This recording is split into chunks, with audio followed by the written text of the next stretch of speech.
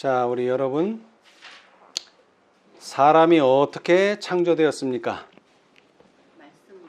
예, 하나님께서 말씀으로 창조하셨죠? 자, 그런데 누구를 모델로 해서 창조되었어요? 하나님 자신. 예, 자, 우리 창세기 1장을 보겠습니다. 우리가 집을 지을 때 모델하우스가 있듯이 사람도 그냥 만들어진 게 아니라 한 모형, 한 형상을 따라서 창조가 되었어요. 창세기 1장 26, 27절 읽어보세요. 하나님이 가라사대 우리의 형상을 따라 우리의 모양대로 우리가 사람을 만들고 그로 바다의 고기와 공중의 새와 육축과 온 땅과 땅에 기는 모든 것을 다스리게 하자 하시고 하나님이 자기 형상 곧 하나님의 형상대로 사람을 창조하시되 남자와 여자를 창조하시고. 예, 자, 여기서 어떤 모델? 우리의 형상을 따라 우리의 모양대로. 그 다음에 또 27절에 가서는 하나님의 형상대로 사람을 창조하셨다. 근데 여기서 형상, 모양, 이게 외모만 말하는 게 아닙니다. 그렇죠? 예. 자, 우리 부조화 선지자 44페이지를 보겠습니다. 여기서 말하는 형상, 모양이 외모만 말하는 것이 아니라 속의 것까지도 말합니다. 속의. 그래서 이게 진화론하고는 맞지 않는 거예요. 자, 44.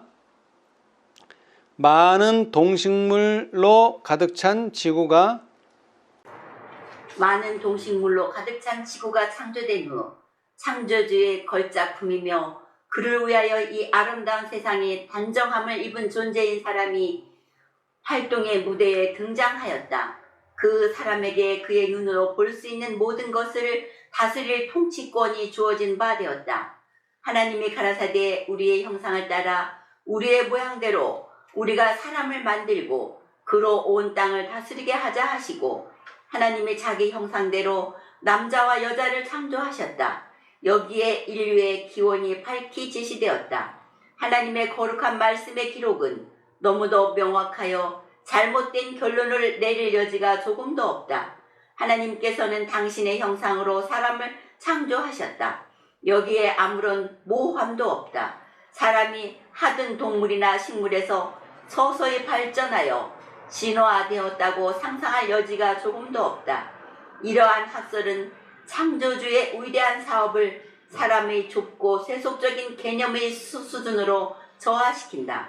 사람들은 우주의 주권자의 위치에서 하나님을 축출하는 데 몰두한 나머지 사람을 평가절하하고 인간의 기원의 존엄성을 그에게서 속여 빼앗는다. 성군의 세계들을 하늘 높이 두시고 들의 꽃들을 정교한 솜씨로 물들이시고 땅과 하늘을 당신의 능력의 경위들로 채우신 하나님은 당신의 영광스러운 사업의 마지막을 장식하시려고 하실 때, 즉 아름다운 지구의 통치자로 한 존재를 그 가운데 두시려고 하실 때 사람에게 생명을 주신 당신의 솜씨에 걸맞게 창조하시는데 실패하지 않으셨다. 영감의 말씀이 밝혀주는 바 우리 인류의 혈통은 그 기원을 거슬러 올라가면 진화되는 세균이나 연체동물이나 사족수의 계절이 아닌 위대하신 창조주께 이른다. 아담은 흙으로 창조함을 받았지만 하나님의 아들이었다. 자, 뭐라고요? 아담은 흙으로 창조함을 받았지만 뭐라고요? 하나님의 아들이었다. 이게 매우 중요합니다. 하나님의 형상대로라는 말은 하나님의 아들과 딸로 인간이 창조되었다는 것입니다. 자, 그 다음. 그는 보다 낮은 차원의 존재들을 다스리는 하나님의 대표자로 세움을 받았다. 그들은 하나님의 주권을 이해하거나 인정할 수 있는 능력은 없지만 사람을 사랑하고 섬길 수 있도록 창조되었다. 시편 기자는 다음과 같이 말한다. 주의 손으로 만드신 것을 다스리게 하시고 만물을 그 발 아래 두셨으나 들짐승이며 공중의 새와 해로에 다니는 것이니이다. 예, 자, 뿐만 아니라 뭐로 창조되었다고요? 뭐로 세움받았다고요? 하나님의 대표자로. 그래서 이 지구에 있는 모든 것들을 관리하고 다스리도록 창조가 된 거예요. 자, 이제 결론. 사람은 외모나 품성에 있어서 모두 뭐를요? 하나님의 형상을 지니게 될 것이었다. 되었다? 될 것이었다. 왜 될 것이었달까요? 자, 여기에는 이제 한 가지 시험이 있다는 거예요. 그냥 태어나자마자 그렇게 되는 것은 아니고 이 시험을 통과하게 될 때 뭐라고요? 사람은 외모나 품성에 있어서 모두 하나님의 형상을 지니게 될 것이었다. 그러나 태어날 때부터 사람은 외모나 품성에 있어서 하나님의 형상을 가지고 태어났어요.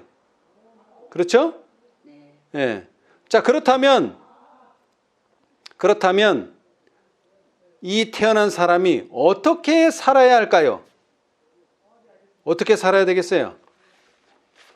자, 다시 말할게요. 하나님의 아들과 딸로 태어났어요. 어떻게 살아야 돼? 하나님의 아들과 딸로 살아야죠. 또 어떻게 살아야 돼요? 하나님의 대표자로 세움을 받았으니까 하나님의 대표자처럼 살아야죠. 그렇죠? 네. 그래서 하나님의 품성이 중요한 거예요. 왜? 사람이 하나님의 형상대로 태어났고 하나님의 형상대로 살아야 된다는 말은 사람이 하나님의 외모만 그렇게 되는 것이 아니라 내면도 품성도 하나님처럼 살아야 한다. 그런데 안타깝게도 하나님의 품성이 어떤지를 보려면 하나님의 품성을 봐야 되는데 하나님이 보여요? 안 보여요? 안 보이죠. 심지어는 예수님도 안 보여요. 근데 일단 하나님이 안 보여. 아버지가 안 보여요. 우리 눈에. 하나님 아버지가. 그렇죠? 그런데 우리가 어떻게 그 품성을 알 수 있으며 그 품성대로 살 수가 있어요? 보이지도 않는데 아버지가. 하나님이. 자, 그래서 이제 52페이지. 그래서 필요한 것이 이제 하나가 있어요. 그래서 필요한 것이. 자, 부조화 선지자 52페이지. 보이지 않는 하나님, 그리고 보이지 않는 하나님의 품성을 알 수 있도록 하기 위해서. 예. 자, 밑에서 두 번째 단. 하나님의 율법은 그분 자신만큼 신성하다. 이것은 그분의 뜻의 계시요 그분의 품성의 사본이며 하나님의 사랑과 지혜의 표현이다. 생물이나 무생물을 막론하고 모든 것, 곧 천지 만물에 조하는 창조주의 율법에 완전히 순응하는 데 달려있다. 하나님께서는 생물뿐 아니라 모든 자연계의 작용을 다스리시기 위하여 법칙들을 제정하셨다. 만물은 무시할 수 없는 철칙들 아래에 있다. 그러나 자연계에 존재하는 만물은 자연 법칙의 지배를 받으나 지상에 사는 만물 중에 사람만은 도덕적 율법에 복종할 의무가 있다. 하나님께서는 창조의 극치인 사람에게 당신의 요구를 이해하며 그분의 율법의 공의와 자비 그리고 그에 대한 율법의 신성한 요구를 이해할 능력을 주셨다. 그리고 사람에게는 성실한 순종이 요구되었다. 아멘. 자, 하나님의 율법, 특별히 여기서 하나님의 율법은 도덕적 율법이에요. 그것을 우리는 다른 말로는 십계명이라. 다시 말하면 하나님의 아들과 딸로 산다는 것은 하나님의 품성대로 산다는 것인데 하나님의 품성대로 산다는 것은 하나님의 품성의 사본인 율법대로 사는 것이다. 율법을 성실히 지키는 것이 곧 하나님의 품성대로 사는 것이요 하나님의 아들과 딸로서 하나님의 대표자로서 사는 것이다. 그렇죠? 예. 자, 율법에 순종하는 것이 곧 하나님의 품성대로 사는 것이다. 그래서 시내산에서 무엇이 주어졌어요? 율법, 십계명이 주어진 거예요. 도덕적 율법이. 그런데 이스라엘 백성들이 그 율법대로 사는 일에 성공했어요? 실패했어요? 실패했어요. 그러니까 이거는 뭐라 그랬어요? 다시 말하면 율법은 사본이잖아요. 사본. 예? 복사판이란 말이야. 복사판. 이제 뭐가 필요한 거예요? 이게 실패했으니까. 야, 얘네들이 아무래도 사본이라서 안 되나 보다. 그래서 이제는 뭐를 주는 거예요? 이제 원본. 예? 원본 누구예요? 예수님을 주신 거예요. 이제 예수님이 이때 태어난 거예요. 자, 우리 한번 봅시다. 요한복음 14장. 제가 요번에 이거 공부하면서 깜짝 놀랐어요. 아주. 요한복음 14장에 뭐가 나오죠? 재림의 약속. 너희는 마음에 근심하지 말라. 재림의 약속. 그러면서 7절로 11절 한번 읽어보세요. 이제. 너희가 나를 알았다면 내 아버지도 알았으리로다. 이제부터는 너희가 그를 알았고 또 보았느니라. 빌립이 가로되 주여 아버지를 우리에게 보여주옵소서. 그리하면 족하겠나이다. 예수께서 가라사대 빌립아 내가 이렇게 오래 너희와 함께 있으되 내가 나를 알지 못하느냐. 나를 본 자는 아버지를 보았거늘 어찌하여 아버지를 보이라 하느냐. 예, 거의 8절까지요. 9절까지. 자, 보세요. 나를 본 자는 뭐라고요? 아버지를 보았다. 이게 무슨 말이에요? 우리가 누구처럼 생겼죠? 하나님처럼. 왜? 하나님께서 인간의 형상을 하나님의 형상을 보고 만들었기 때문에, 하나님의 형상을 따라 하나님의 모양대로 만들었기 때문에. 자, 그러면은 예수님을 보는 자는 누구를 보는 거예요, 이게? 아버지를 보는 거예요. 그래서 예수님 자신도 말했잖아요. 그죠? 이제부터는 너희가 그를 알았고 또 보았느니라. 왜? 나를 알았으면 누구도 안다? 내 아버지도 알았으리로다. 그죠? 그러니까 예수를 알면 누구도 안다? 하나님 아버지도 안다. 품성면에서 말하는 거예요, 지금. 품성면에서. 그죠? 네. 독생자 예수님은 왜? 한 번도 아버지의 뜻을 거스린 적이 없어요. 그렇죠? 그러니까 아버지가 원하는 대로 다 했기 때문에 예수님만 보면 아버지의 품성도 볼 수 있는 거예요. 이 독생자 예수님에 대해서 특별히 요한복음은 잘 설명해 줘요. 이 성경책 66권 중에 아버지란 단어가 제일 많이 나오는 책이 어떤 책이에요? 요한복음이에요. 근데 그 숫자가 너무나 엄청나게 차이가 나요. 창세기에 한 50 몇 회 나오는데 이 요한복음에는 100 몇 회가 나와요. 2배도 넘게 나와요. 엄청나게 많이 나와요. 그 아버지 중에 대부분은 다 하나님 아버지를 지칭하는 말이에요. 자, 우리 요한복음 봅시다. 1장. 아버지 하나님을 소개하는 거예요. 18절. 본래 하나님을 본 사람이 없으되 아버지 품속에 있는 독생하신 하나님이 나타나셨느니라. 예, 독생하신 하나님이 뭘 나타낸 거예요? 뭘 나타내? 아버지의 품성. 아버지를 본 사람은 없지만 누구를 보면? 예수님을. 독생자 예수님을 보면 아버지를 본 것과 같다는 얘기예요. 네. 자, 4장 34절. 예수께서 이르시되 나의 양식은 나를 보내신 이의 뜻을 행하며 그의 일을 온전히 이루는 이것이니라. 네, 예수님께서 아주 배가 고팠어요. 정오가 넘도록 식사를 못 하셨어. 그래서 제자들은 예수님의 양식을 사러 저기 멀리 갔어요. 사마리아 땅에 오셨을 때.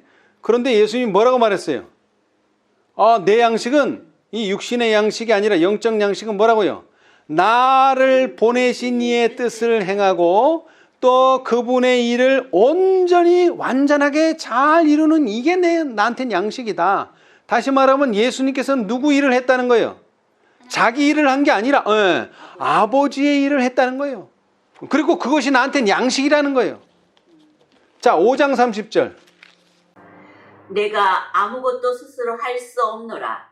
듣는 대로 심판하노니 나는 나의 원대로 하려 하지 않고 나를 보내신 이의 원대로 하려는 고로 내 심판은 의로우니라. 아멘. 여러분, 예수님이 애기라는 뜻이 아니라 나는 스스로 아무것도 할 수 없다. 그런 뜻이 아니라 내 마음대로 할 수 없다는 거예요. 내 마음대로. 누구 마음대로 해야 돼요? 누구 뜻대로 해야 돼요? 나를 보내시니 아버지의 뜻과 원대로만 하기 때문에 나는 스스로 아무것도 할 수 없다는 거예요. 그러니까 예수님을 보면 누구를 보는 거예요? 이 아버지를 보는 것과 똑같은 거예요. 자기 마음대로 안 하기 때문에. 6장 38절. 내가 하늘로서 내려온 것은 내 뜻을 행하려 함이 아니요 자, 39절. 나를 보내신 이의 뜻을 행하려 함이니라. 예, 거기까지만. 뭐라고요? 내가 하늘에서 왔는데 내 뜻을 펼치려고 왔다? 아니요. 아버지의 뜻을 펼치려고 왔다. 아버지의 뜻을 이루기 위해서 왔다. 그러니까 아버지 대신 왔다는 거예요. 한마디로 아버지 대신. 그죠? 자, 8장 19절. 이에 저희가 묻되 내 아버지가 어디 있느냐? 예수께서 대답하시되 너희는 나를 알지 못하고 내 아버지도 알지 못하는도다. 나를 알았다면 내 아버지도 알았으리라. 아멘. 이 말을 할 수 있죠? 네. 그죠? 왜냐하면 자기 마음대로 한 게 아니라 다 아버지가 시키시는 대로 아버지가 하라는 대로 했기 때문에 나를 알고 나를 봤으면 누구를 알고 누구를 본 거예요? 아버지를 보고 아버지를 아는 거예요. 자, 12장 45절. 나를 보는 자는 나를 보내신 이를 보는 것이니라. 아멘. 이 말이 이제 이해가 되죠? 네. 네. 요한복음 1장서부터 계속 읽어보면은 나는 아버지를 대신해서 왔다. 그 얘기를 계속 하시는 거예요. 그래서 결국 12장까지 가면 나를 보는 자는 나를 보내신 이를 보는 것이니라. 그 말이 그 말이에요. 그래서 14장에 결론적으로 7절에서 하신 말씀이 그죠? 네. 너희가 나를 알았다면 내 아버지도 알았으리로다. 이게 딱 맞는 말이에요. 그런데 이 빌립은 그것도 이해 못하고 또 보여달라는 거예요. 또 그죠? 예, 그걸 이해를 못한 거예요. 빌립이. 자, 그 다음에 이제 14장 10절을 보겠습니다. 10절로 11절. 나는 아버지 안에 있고 아버지는 내 안에 계신 것을 내가 믿지 아니하느냐? 내가 너희에게 이르는 말이 스스로 하는 것이 아니라 아버지께서 내 안에 계셔 그의 일을 하시는 것이다. 내가 아버지 안에 있고 아버지께서 내 안에 계심을 믿으라. 그렇지 못하겠거든 행하는 그 일을 인하여 나를 믿으라. 아멘. 자, 여기 우리가 자주 보는 말씀. 나는 어디 안에? 예수님. 예수님은 아버지 안에. 아버지는 누구 안에? 내 안에. 예수님 안에. 이게 그 말이 무슨 뜻이에요? 나와 아버지는 같다는 얘기예요. 이거 계시록에도 나오죠? 나는 너로 더불어 먹고 너는 나로도. 그 말이 또 같은 말이에요. 예, 같다는 거예요. 예수님과 내가 같다. 라오디게아 교인이 같다. 근데 여기서는 예수님과 아버지가 같다. 왜? 나는 아버지 안에 있고 아버지는 내 안에 있고 그 말이 같다는 얘기예요. 같다. 그죠? 예. 그렇게 말할 수 있는 이유는 아까도 말했지만 뭐라고요? 자기 마음대로 한 게 전혀 없기 때문에 그런 거예요. 그렇죠? 예.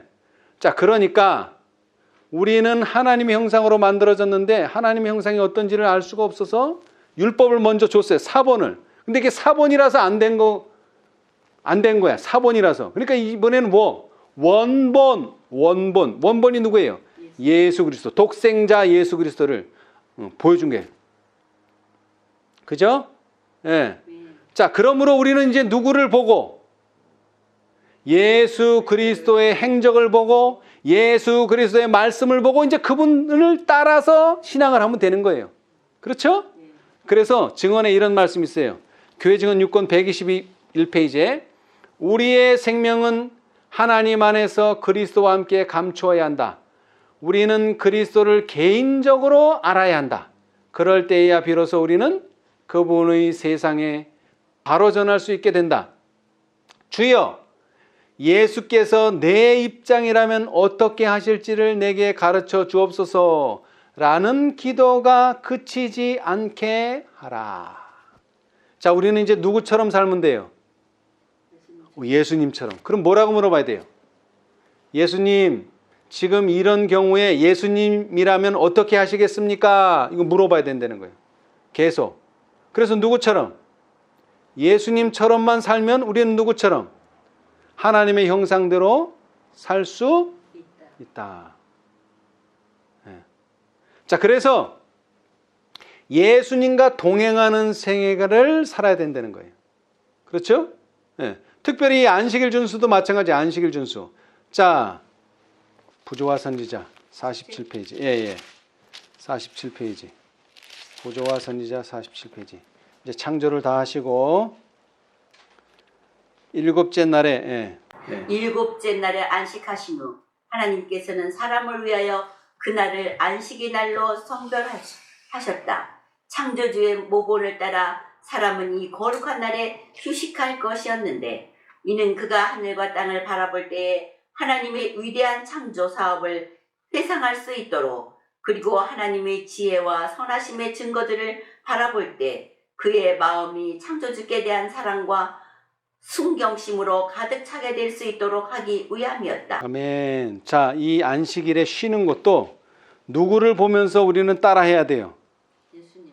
창조주, 예수님. 창조주의 모본을 따라 사람은 이 거룩한 날에 휴식할 것인 바.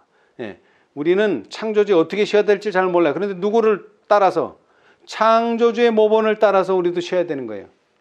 안식일 준수도 창조주의 모본을 따라야 돼요. 그렇죠? 뿐만 아니라 엿새 동안도 누구를 따라서? 예수님을 따라서 예수님처럼 우리도 살아야 되는 거예요. 그렇죠? 예. 그래서 다른 말로 하자면은 그리스도의 모본 또한 율법의 원칙대로 사셨어요. 자, 실물교훈 340페이지. 실물교훈 340페이지.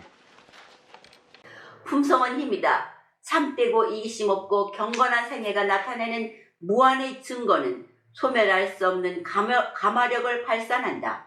우리의 생애 가운데 그리스도의 품성을 나타냄으로써 우리는 영혼 구원 사업에서 그리스도와 협력하게 된다. 우리의 생애 가운데 그리스도의 품성을 나타냄으로써만 우리는 그리스도와 협력할 수 있다. 우리의 감화의 범위가 넓으면 넓을수록 더욱 많은 선을 행할 수 있다. 하나님을 섬기노라고 하는 자들이 그리스도의 모본을 따라 그들의 생애에 율법의 원칙을 실천할 때 곧 저희의 모든 행동이 하나님을 최고로 사랑하고 저희의 이웃사람을 제 몸과 같이 사랑한다는 것을 증거할 때 교회는 세상을 움직일 수 있는 능력을 갖게 될 것이다. 아멘. 자, 여러분, 교회가 언제 세상을 움직일 수 있는 능력을 갖게 되나요? 이웃을 제 몸과 같이 사랑할 때. 네. 또 하나님을 최고로 사랑할 때. 이게 어디 나와 있어요? 십계명, 율법, 도덕적 율법. 그래서 그리스도의 모본을 따라 그들의 생애의 율법의 원칙을 실천할 때 교회는 세상을 움직일 수 있는 능력을 갖게 될 것이다. 그래서 그의 영광으로 땅이 환해질 때는 언제라고요? 그리스도의 모본을 따라 그리스도인의 생애의 율법의 원칙이 실천될 때 그렇게 된다는 거예요. 그렇죠? 그래서 성경 마지막 책 요한계시록에 이런 일이 일어날 것이 예언되어 있어요. 어디에 돼 있죠? 계시록 14장 4절. 다 읽지 않겠습니다. 어린 양이 어디로 인도하든지 따라가는 자. 자, 다시 말할게요. 율법의 원칙을 실천해야 되는데 뭘 보고서? 아까 조금 전에 읽은 것은 그리스도의 모본을 따라. 그런데 그리스도가 여기 14장 4절에는 어린 양이에요. 어린 양이 어디로 인도하든지 따라가는 자. 결국 율법의 원칙을 실천하는 자가 될 때 교회는 세상을 움직일 수 있는 능력을 갖게 될 것이다. 그렇죠? 네, 우리는 어린 양을 따라가야 돼요. 어린 양. 그런데 사람들이 어떻게 어린 양이 어디로 인도하든지 따라갈 수 있을까요? 이제는 어린 양이 안 보여. 예수님이 안 보여 이제. 처음에는 아버지 하나님이 안 보였는데 이제는 예수님도 안 보여 이제. 왜? 하늘에 가셨기 때문에. 그럼 누굴 따라가야 돼 이제? 말씀을 따라가죠. 그런데 이 계시록 14장에 뭐가 나오죠? 새 천사. 자, 14장 6절 7절 한번 읽어보세요. 또 보니 다른 천사가 공중에 날아가는데 땅에 거하는 자들 곧 여러 나라와 족속과 방언과 백성에게 전할 영원한 복음을 가졌더라. 그가 큰 음성으로 가로되 하나님을 두려워하며 그에게 영광을 돌리라.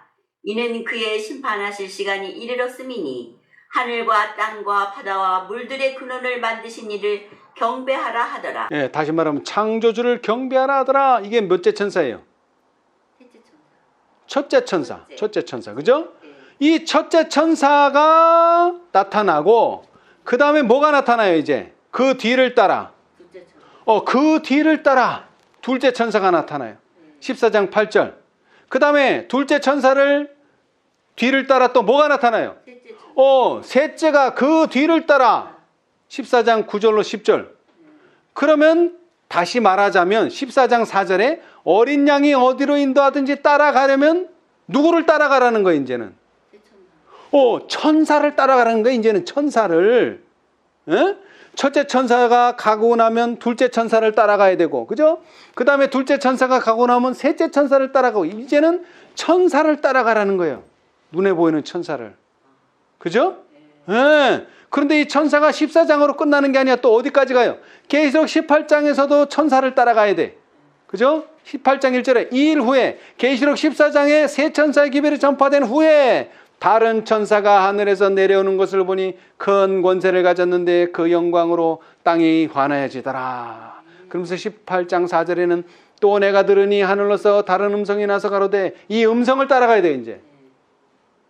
그죠? 자, 그런데 왜 우리가 천사를 따라가야 됩니까? 아버지 하나님 따라가는 것도 이해가 되겠고, 그 다음에 율법을 실천하고 따라가는 것도 이해가 되고, 예수님 따라가는 건 이해가 되는데 왜 천사를 따라가야 돼요? 내 얼굴에 답이 있어요? 자, 마태복음 24장 31절. 이렇기 때문에 우리가 천사를 따라가야 되는 거예요. 마태복음 24장 31절. 예루살렘의 멸망과 예수님의 재림에 대한 예언이 24장 전체에 다 있어요. 그죠? 거기서 하신 말씀. 저가 큰 나팔 소리와 함께 천사들을 보내리니 저희가 그 택하신 자들을 하늘 이 끝에서 저 끝까지 사방에서 모으리라. 네. 자, 예수님께서 재림하시기 전에 큰 나팔 소리를 내고 다음에는 누가 나타나요? 천사들. 그죠? 천사들을 보내겠다 그랬어요. 왜 보내? 하늘 이 끝에서 저 끝까지 사방에서 사람들을 뭐해? 모은다. 누가? 천사들이. 그럼 누구 따라가야 돼? 천사 따라가야죠. 그 천사가 계시록 14장에 나오고 그 천사가 계시록 18장에 나오는 거예요. 여기서 말하는 천사는 추수하는 천사예요. 그죠? 계시록 14장에 나오는 천사, 계시록 18장에는 나오는 천사. 그죠? 근데 계시록 14장과 18장에는 누가 보냈는지는 없어요. 그런데 증언의 말씀에는 이 천사를 누가 보냈는지 명백하게 나와 있어요. 자, 초기 문집 254페이지. 초기 문집 254페이지. 셋째 천사의 기별. 자, 예수께서 성소의 봉사에 끝내시고. 예. 예수께서 성소의 봉사를 끝내시고 지성소에 들어가셔서 하나님이 율법에 들어있는 법궤 앞에서 서 계실 때 세 번째 기별을 가진 힘센 천사를 세상에 보내셨다. 누가? 하나님께서. 예수께서. 예수께서. 분명히 말했잖아요. 그죠? 자, 이제 더 분명히 끝까지 읽어보면. 그는 손에 두루마기를 들고 능력과 위엄으로 이 지상에 내려오면서 인간이 아직까지 들어본 적이 없는 가장 두려운 경고를 선포하셨다. 이 기별은 하나님의 자녀들에게 그들에게 닥쳐오는 시련과 고통의 때를 보여줌으로써 그들로 하여금 경계하도록 주어진 것이다. 그 천사는 그들은 짐승과 그 우상과 접전을 하게 될 것이다. 영생에 대한 그들의 소망은 확고해야 할 것이다. 그들은 생명에 위험할지라도 끝까지 붙잡고 있어야 한다고 말했다. 셋째 천사의 기별은 이렇게 끝을 맺는다. 성도들의 인내가 여기 있나니 저희는 하나님의 계명과 예수 믿음을 지키는 자니라. 아멘. 자, 이 말씀이 어디 나와요? 성도들의 인내가 여기 있나니. 계시록 14장 12절. 그러니까 여기서 말하는 세 번째 기별이 뭐예요? 우리가 아까 읽었던 계시록 14장 9절로 12절에 있는 바로 그 셋째 천사란 말이에요. 그런데 누가 보냈대요 여기서? 예수께서 성소 봉사에 를 마치시고 지성소에 들어가셨을 때 율법 앞에서 보내셨다는 거예요. 그죠? 네. 셋째 천사를 누가 보냈다고요? 예수께서. 자, 그러면 계시록 18장 천사는 누가 보냈을까요?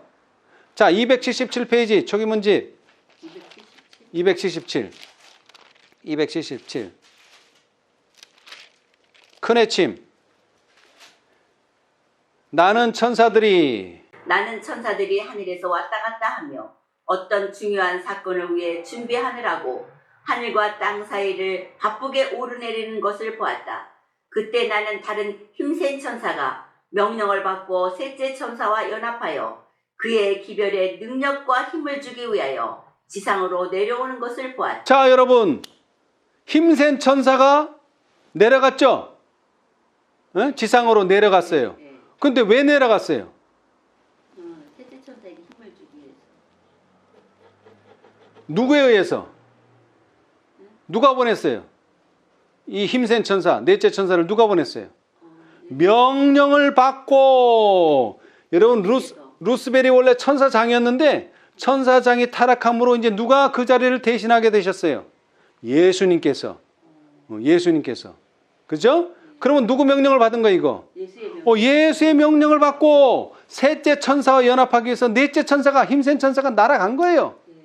그것을 어떻게 알 수 있어요? 계시록 18장 천사인지 뒤에 읽어보면 나와요. 큰 능력과 영광이, 읽어보세요. 큰 능력과 영광이 그 천사에게 주어졌으니 그가 내려올 때 세상이 그의 영광으로 환해졌다. 이 천사가 바라는 빛이 세상 곳곳을 비쳤으며 동시에 그는 크고 힘센 소리로 무너졌도다 무너졌도다. 큰 성 바벨론이여 모든 나라를 그 음행으로 인하여 진노의 포도주를 마시던 자로다라고 외쳤다. 예, 자, 그 힘센 천사가 내려가자마자 세상이 어떻게 됐다고요? 환해졌다. 계시록 18장을 읽어보니까 1절에 이 일 후에 다른 천사가 하늘에서 내려오는 것을 보니 큰 권세를 가졌는데 그의 영광으로 어디가? 땅이 환해지더라. 그 천사를 보낸 거예요. 명령을 받고. 그 명령은 누가 했어요? 예수님이. 넷째 천사는 그럼 누가 보냈어요? 이것도 예수님께서. 그럼 이제 우리는 누구를 따라가야 돼요?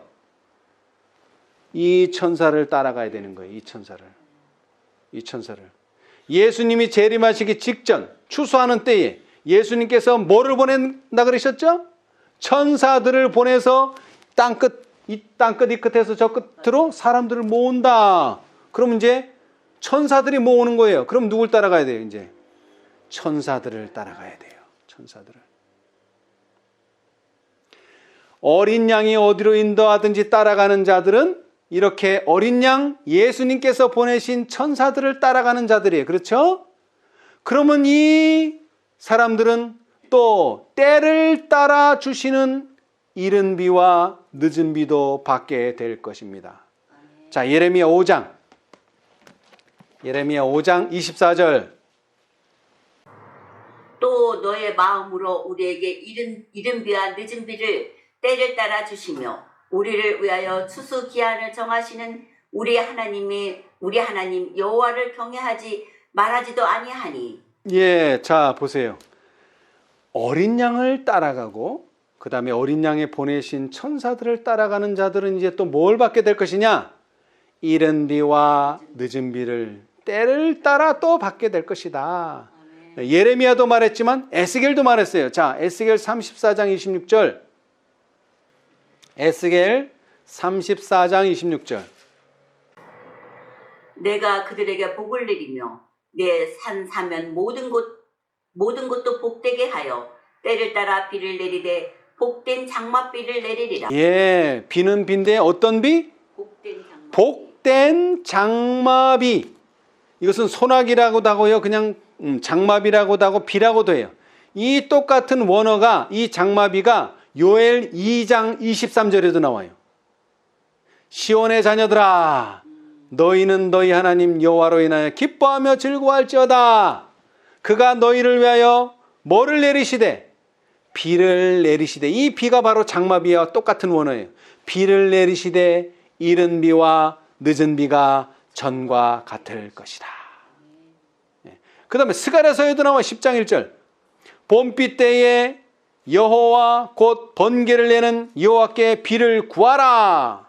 무리에게 소낙비를 내려서 밭의 채소를 각 사람에게 주리라. 열매 맺는 기별이에요. 채소를 각 사람에게 주니까. 그죠? 예. 자, 다시 강조하지만 우리 인간은 태어날 때부터 누구의 형상대로? 하나님의 형상대로 태어났어요. 그럼 어떻게 살아야 돼요? 하나님의 형상대로 살아야 돼요. 그런데 하나님의 형상, 하나님의 품성을 우리가 알 수 있어요, 없어요? 없어요. 그래서 하나님의 품성의 사본인 율법을 주면서 이대로 살아라. 그런데 이스라엘이 실패했어요. 그러자 이번에는 사본이 아닌 뭐? 원본, 어린 양 예수님을 이 세상에 보내셨어요. 그런데 이제 예수님은 성소로 올라가시고 이제 예수님이 보이지 않으니까 예수님께서 마지막 때에는 누구를? 천사들을 추수하기 위해서 천사들을 보내셨어요. 이제 우리는 누굴 따라가야 돼요? 천사들을 따라가야 돼요. 그러면 뭘 받게 된다고요? 이른 비와 늦은 비를 받게 된다. 우리 모두 어린 양을 따라가시고 그리고 어린 양 예수께서 보내신 천사들을 따라감으로 이른 비와 늦은 비를 받게 되는 우리 모두가 되시기를 바랍니다. 감사합니다.